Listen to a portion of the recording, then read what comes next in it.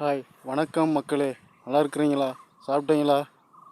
இப்போ என்னன்னு பார்த்தீங்கன்னா, நம்ம நாட்டில் தமிழ்நாட்டில் நிறையா ஏழை மக்கள் ரொம்ப கஷ்டப்பட்டுக்கிட்டு இருக்கிறாங்க. என்னன்னு கேட்டிங்கன்னா, குறிப்பாக இந்த இந்த கொடைக்கானல் மலை பகுதியில் பார்த்தீங்கன்னா, நிறையா பழங்குடியின மக்கள், தாழ்த்தப்பட்ட மக்கள், பல சமூகத்தினர் வாழ்ந்து கொண்டு இருக்கிறாங்க.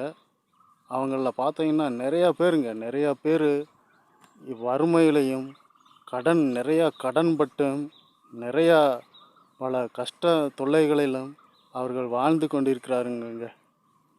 பார்த்தீங்கன்னா நம்ம இந்த கொடைக்கானல் மலை பகுதியில் வறுமையில் வாழ்கிறவங்க தாங்க அதிகம். இந்த நம்ம நம்ம கட்சிக்காரவங்களாம் பார்த்தீங்கன்னா ஜெயிச்சதோடு சரிங்க. அதுக்கப்புறம் இந்த ஏழைகளை யார் என்ன ஏதுன்னு கூட கேட்குறது இல்லைங்க. ஜெயிச்சுட்டு போகிறதோட சரிங்க. அதுக்கு முன்னாடியெல்லாம் வந்தால் ஓட்டு கேட்குறதுக்கு மட்டும்தாங்க வர்றாங்க.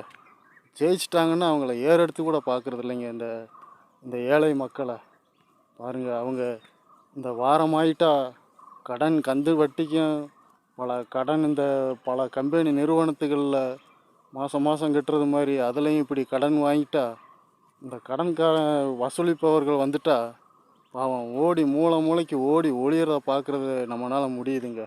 அப்புறம் பார்த்தீங்கன்னா இந்த மகளிருக்கெல்லாம் பாவம் இந்த கழிப்பிட வசதியே இந்த கிராமங்களில் எதுலேயுமே கிடையாதுங்க. பெண்கள் நாட்டின் கண்கள்னு சொல்லிக்கிறாங்க.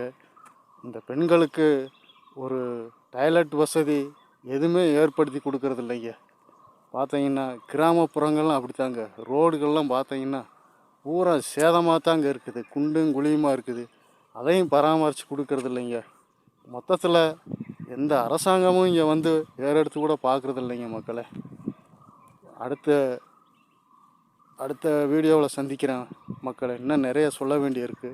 அடுத்த வீடியோவில் சந்திக்கிறேன். நன்றி, வணக்கங்க.